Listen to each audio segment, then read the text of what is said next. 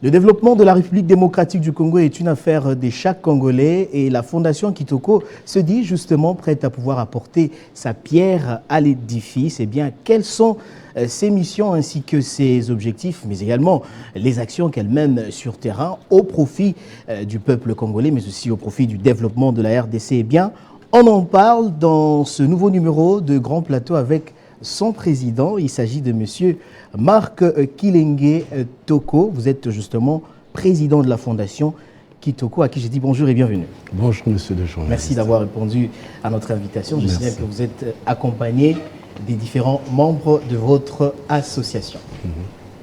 Alors pour ceux qui nous suivent de partout dans le monde, ici au Congo, en Afrique comme dans le monde, qui voudraient bien vous connaître, est-ce que vous pouvez nous parler de votre parcours? Qu'est-ce que nous pouvons retenir de votre parcours? Merci beaucoup pour la parole. En ce qui concerne mon parcours, j'ai fréquenté l'université de Kinshasa, où je suis sorti avec une licence en sciences de l'information et de la communication. Après l'université, j'ai travaillé dans une multinationale de la place, où j'ai passé 12 ans. Et après le parcours de multinationale, je suis rentré à la fac, où je suis en train d'œuvrer à ce jour comme chef de travaux et doctorant dans le même domaine des sciences de l'information et de la communication. Mon domaine de recherche, c'est la communication environnementale. Et c'est là où je suis en train de rédiger ma thèse de doctorat, qui sera soutenue, si Dieu le veut, dans quelques mois. Nous vous souhaitons bonne chance. Vous avez travaillé dans une multinationale. De quoi s'agit-il exactement? Je travaillais dans les télécoms, de 2005 à 2017. Ah, vous avez donc un parcours, il faut le dire, élogieux et que nous saluons. Alors, je voudrais qu'on parle de votre fondation, la fondation Kitoko. Kitoko en lingala, qui veut dire ce qui est beau. Voilà. D'abord, pourquoi le choix de l'expression Kitoko? Le choix de l'expression Kitoko est parti d'un raisonnement marketing. D'un raisonnement marketing, quand on veut créer un produit, on fait toutes les études marketing, on fait la segmentation, on fait les ciblages, on fait le positionnement. C'est en faisant le positionnement qu'intervient le nom de la marque et on doit donner un nom qui sonne bien, on doit donner un nom qui est mémorisable, on doit donner un nom qui est facile à retenir et facile à reproduire. Et c'est comme ça, quand nous avons monté la fondation, on cherchait le nom. Et j'ai regardé mon nom. J'ai dit, je suis le fondateur, je m'appelle Kilenge Toko, pourquoi pas faire Kitoko? Ah, c'est tiré aussi en quelque sorte de votre nom. Voilà, c'est tiré de mon nom. Oui. Donc, c'est pas arbitraire, comme on dirait à la fac, c'est motivé. C'est pas parce que vous êtes aussi amoureux du beau, de tout ce qui est beau? Oui, parce que je suis amoureux du beau, mais plus parce que je me suis référé à ma science. Je dis, je donne un nom qui doit être mémorisé et qui doit être facilement reproduit, facilement retenu par la masse. Et aujourd'hui, même quand je passe, les gens m'appellent Papa Kitoko. On oublie même que je suis M. Kilenge Toko. Voilà pourquoi, parce que Kitoko, c'est beau, c'est facile à retenir et c'est facile à reproduire. Et quelles ont été vos motivations en fait? Qu'est-ce qui vous a poussé à mettre en place une fondation avec des objectifs bien clairs? Et depuis quand existe-t-elle? La fondation existe depuis le 14 août 2018. Donc, au 14 dernier, nous avons totalisé 5 ans. Nous sommes partis d'une observation. Il y a quelque chose qui, parfois, retenait mon attention de temps en temps. Vous entendrez là-bas, il y a un problème. Je fais un pas en arrière du temps du président Kabila. On dit, Maman Olivia Gakota le labiso likambo. Vous entendrez qu'il y a un petit souci d'électricité à gauche, à droite. Dit, Papa Kabila Gakota le labiso likambo. Mais nous avons un problème. Tout monte vers les autorités. Oui, ce sont nos autorités. Mais il y a un certain nombre d'actes qui sont parfois anodins, que nous posons, et lesquels sont à la base de nos problèmes, mais que nous n'arrivons pas à trouver de solution. Quels sont ces actes? Qui sont ces actes? Prenons les cas banals. Les autorités nous font des routes, ils construisent des caniveaux. Chaque matin, chacun nettoie sa cour et il va déverser dans les caniveaux. Je déverse, tu déverses, il déverse. Après X temps, les caniveaux est bouché et quand il y a la pluie, il y a inondation, il y a des érosions. Les cris qui sortent tout de suite, les autorités venaient voir ce qui nous arrive. Mais est-ce que c'est les autorités qui sont à la base? C'est nous, population. Donc la première motivation est partie de cette observation-là. Elle dit, la population, il faut parfois qu'on puisse la sensibiliser, qu'on puisse l'éduquer à un certain nombre de choses qui feraient que la population soit un peu responsable. Ça ne suffit pas de dire les autorités venez voir. Les autorités ont leur part de responsabilité. Mais nous, en tant que bénéficiaires de notre environnement immédiat, nous avons aussi notre part de responsabilité. Admettons que j'habite Kisenso. Il y a un problème qui est à Kisenso. Le président Félix habite Ngaliema. Quand il y a des problèmes là-bas, lui ne va pas ressentir ces problèmes directement. Il viendra intervenir, peut-être plus tard. Mais pendant ce temps, la population aura déjà subi quelques méfaits. Et c'est parti de là qu'on s'est dit non. Dans ce pays, il y a un président qui s'appelait Mzee Laurent Désiré Kabila qui a dit « prenons-nous en charge ».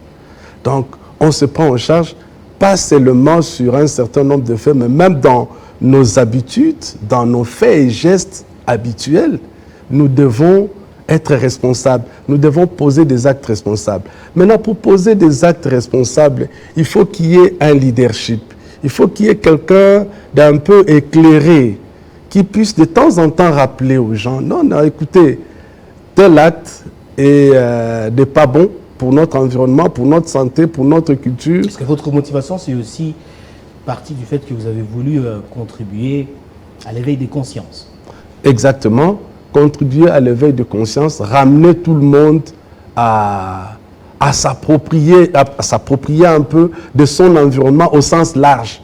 Quand je parle de l'environnement, je ne vois pas l'environnement physique, l'environnement économique, l'environnement professionnel. De s'approprier de ces cadres. Est-ce que vous avez aussi voulu, justement devenir le porte-voix de cette population qui, il faut le dire, est victime de plusieurs maux, de plusieurs difficultés, etc. Est-ce que vous avez voulu aussi, à travers la mise en place de cette fondation, devenir le porte-voix, on va dire, de cette population? En quelque sorte, oui, parce que l'action, notre action exacte, notre action est à situer à des niveaux. Au niveau de la population, nous sensibilisons, nous faisons l'éveil de conscience, mais vis-à-vis des autorités, nous faisons des plaidoyers. Vous voyez déjà. Donc la population, quand elle dit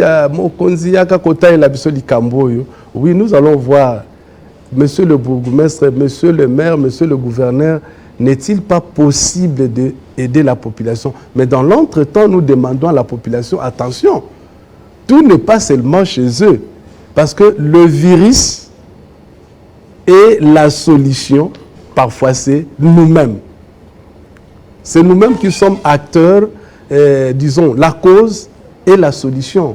Comme la population est la cause et la solution, si nous amenons à la sensibiliser, à l'amener à être responsable, je pense que les choses pouvaient changer. Si je comprends bien, votre objectif primordial, c'est la sensibilisation. Est-ce qu'il y a-t-il des objectifs spécifiques en dehors de ça? Oui, l'objectif primordial est la sensibilisation, mais nos objectifs est à décliner sur deux plans aussi. Nous avons la sensibilisation, nous avons la vulgarisation et tout ce qui va avec l'éveil de conscience, mais nous avons aussi des actions concrètes que nous menons.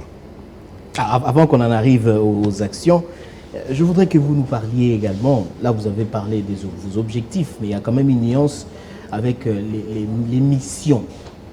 Quelles sont les missions qui sont assignées à à votre fondation? Nous, dans la fondation, nous voulons d'abord devenir un partenaire de développement, un acteur, je dirais mieux, un acteur de développement dans notre milieu, partout où nous sommes.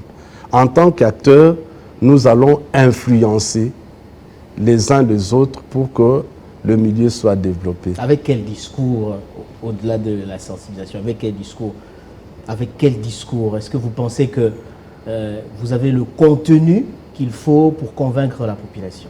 On a le contenu. Je prends une phrase banale qui nous est balancée chaque jour quand on reproche un de nos proches. Qu'est-ce qu'il dit?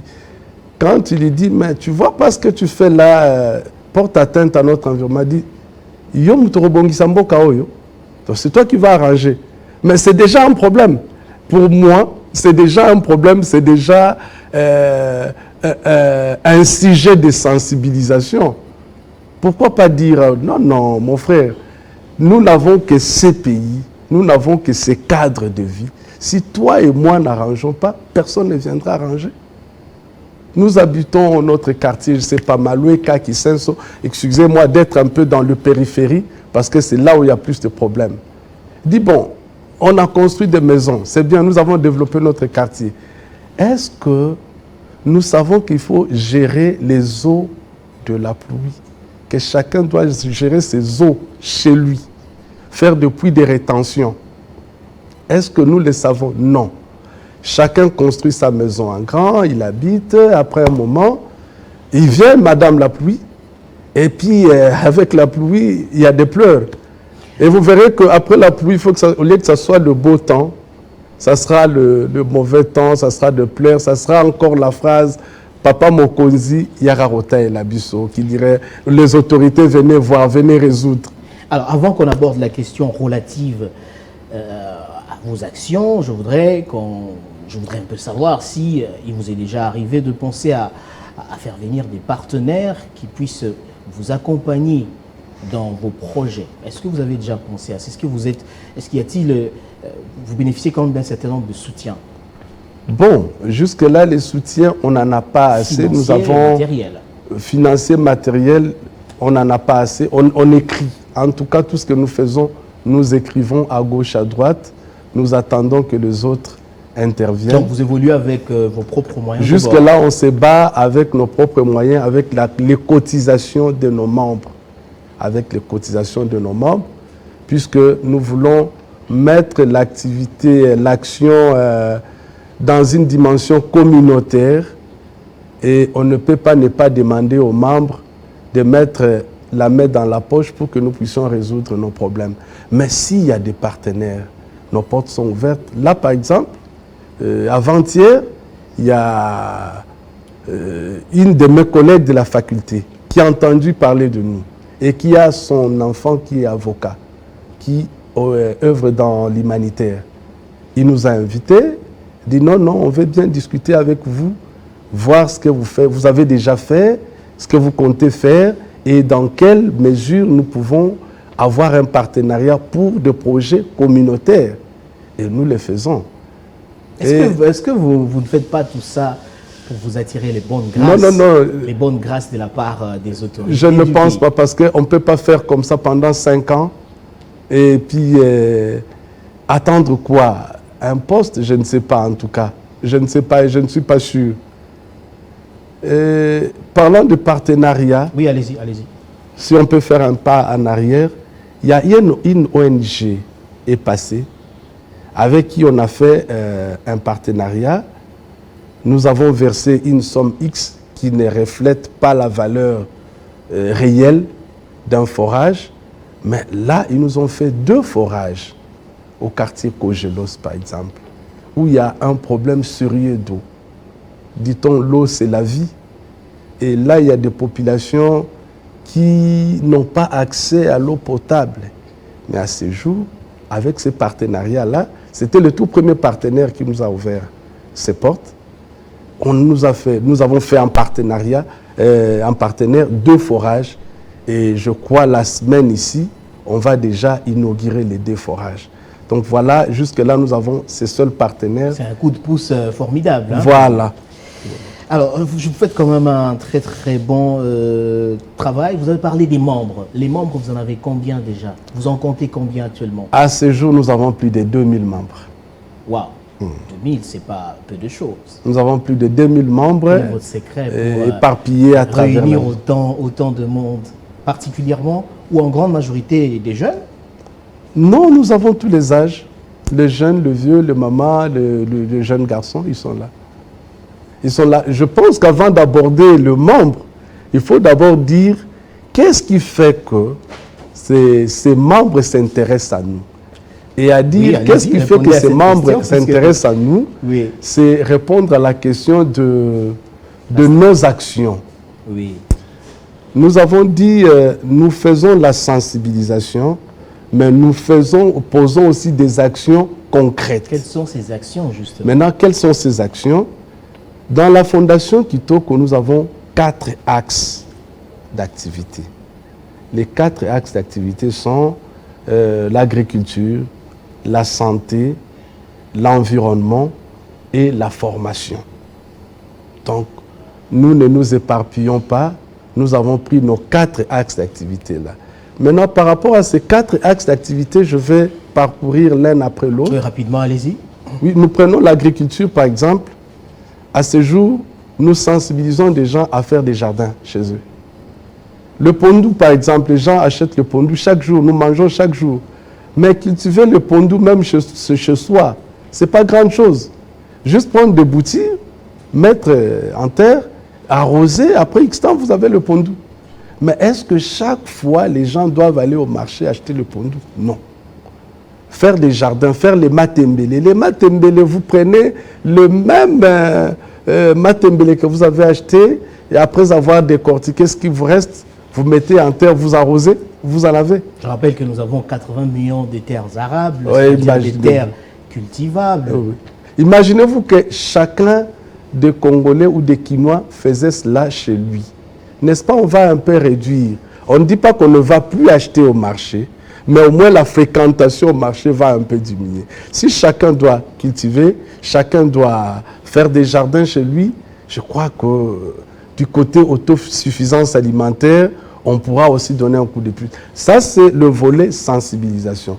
Mais le volet action, nous avons acheté quelques hectares déjà à Lansele, où nous allons lancer nos activités d'agriculture. On veut faire l'agriculture à grande échelle.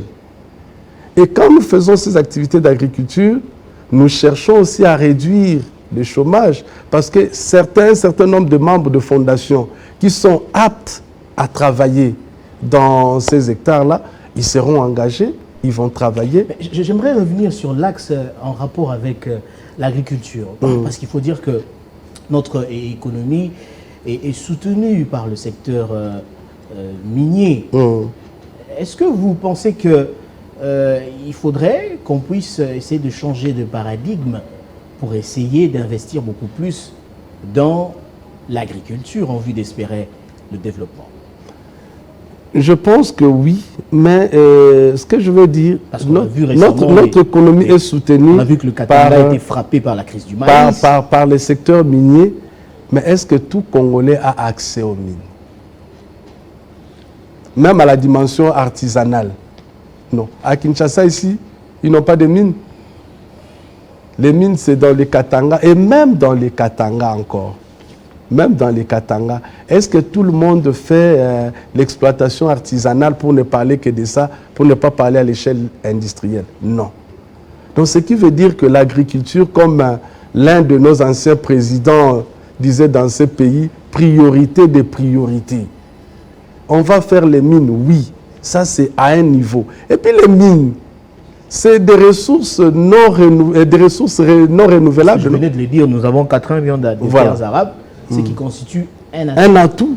Un atout, si tout le monde pouvait... Mais pourquoi ce désintéressement? Pourquoi le gouvernement ou les autorités ne font pas de l'agriculture une priorité des priorités? Pourquoi? C'est simple. Il faut d'abord sensibiliser, changer de paradigme comme vous avez dit, s'approprier de ces concepts-là, agriculture, priorité des priorités. Suivi, s'il n'y a pas d'appropriation, parce que peut-être au niveau de la communication, les gens ne communiquent pas bien. Ils savent que dans les mines, c'est de l'argent et de l'argent en grande quantité et puis on passe. Mais quand il n'y aura plus de mines, qu'est-ce que nous aurons? Alors, quels sont les autres axes? Allez-y.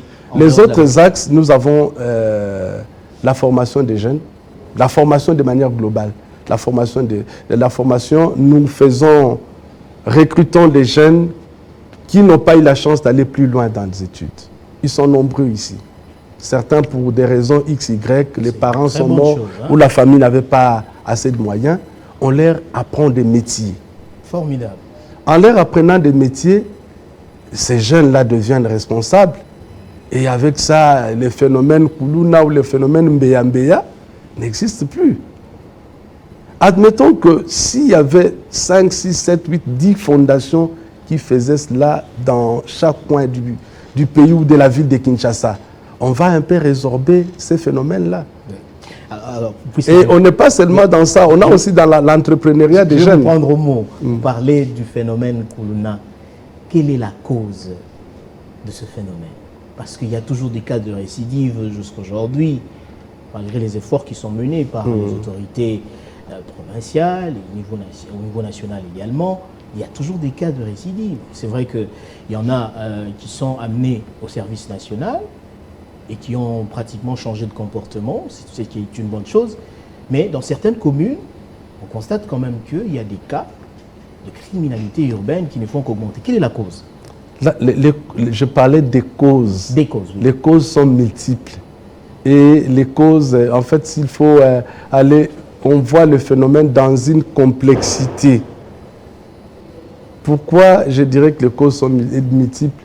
Les responsabilités sont aussi partagées à l'échelle familiale et à l'échelle étatique. Aujourd'hui, par exemple, on dit les faits sociaux sont totaux et globaux. Oui. On ne va pas dire que bon, le fait Kuluna, c'est un fait isolé. Bien que vous avez la matière oui. en communication. Ce n'est pas un fait isolé. Oui. C'est un fait qu'il faut situer dans son contexte de la RDC et analyser.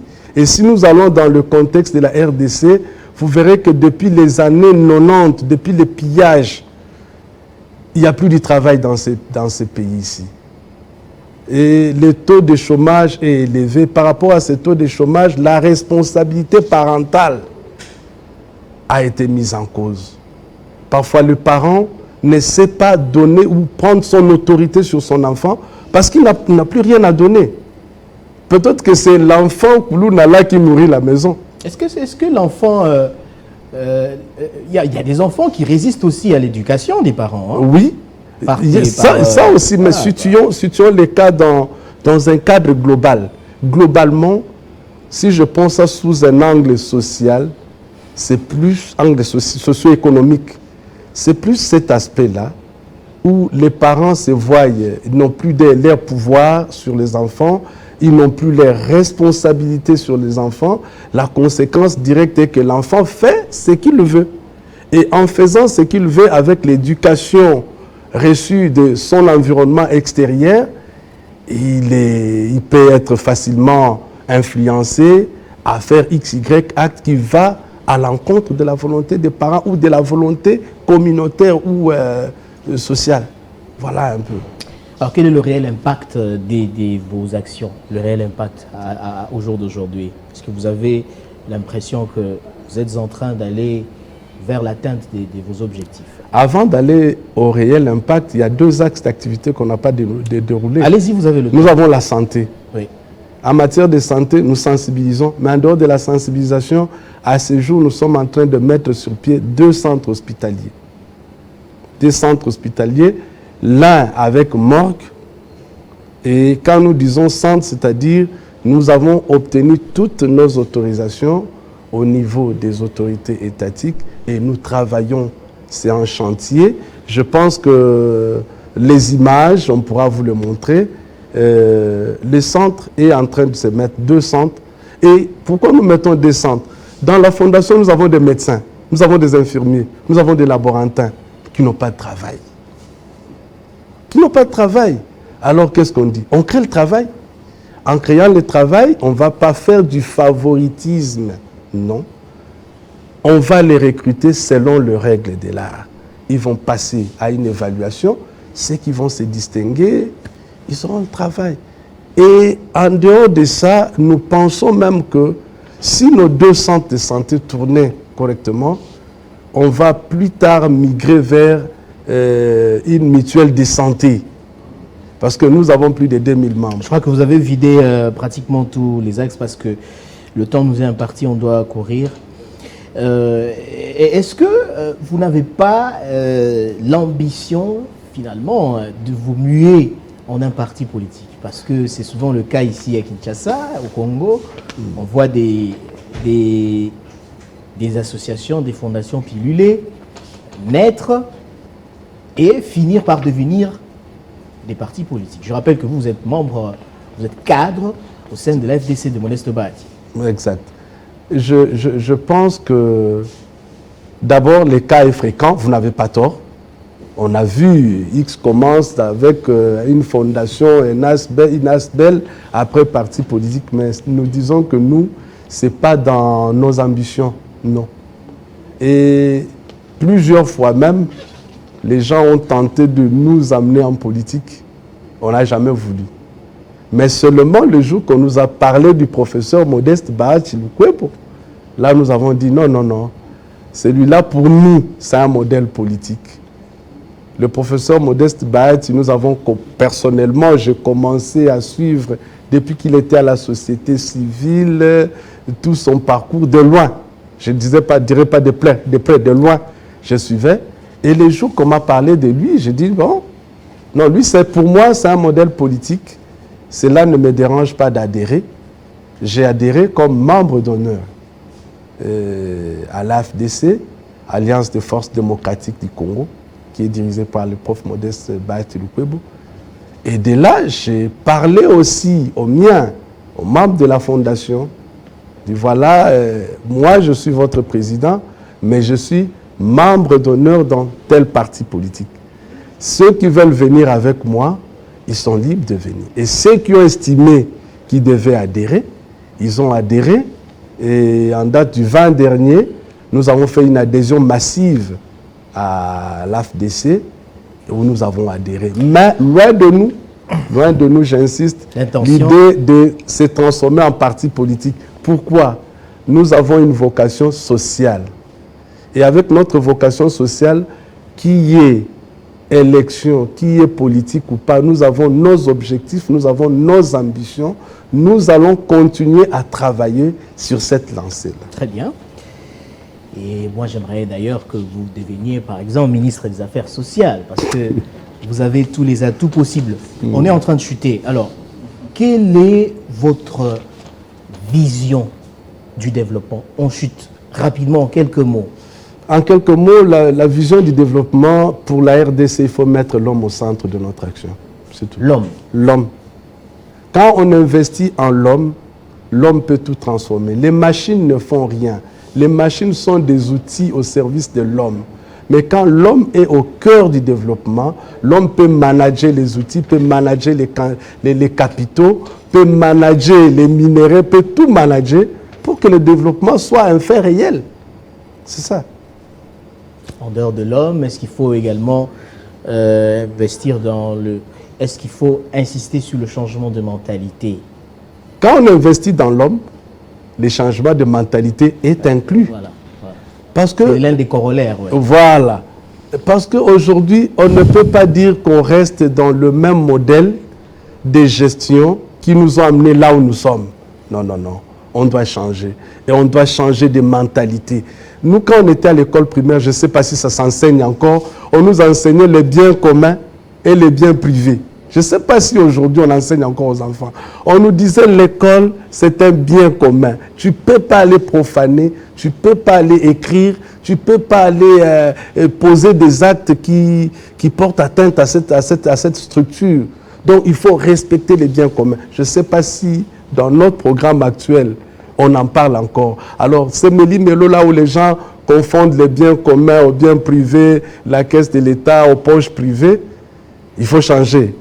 il faut changer des comportements. Alors, Monsieur Marc Kilingi Toko, l'émission est terminée. Nous sommes arrivés à la fin. Donc, je rappelle que vous êtes président de la Fondation Kitoko. Vous étiez donc accompagné des membres de votre fondation. Est-ce que vous avez peut-être à dire un mot, vous en tant que membre, aux personnes qui nous suivent et qui aimeraient bien vous rejoindre dans votre association? Qu'est-ce que vous leur direz? Allez-y, ouvrez le micro. Allez-y, allez-y. Oui, merci beaucoup. Rapidement. Je suis M. Alphonse. Oui. Quel message à ceux qui nous suivent et qui aimeraient vous rejoindre au sein de votre association? Oui, nous rappelons à tous nos membres que nous devons garder la vision de la fondation.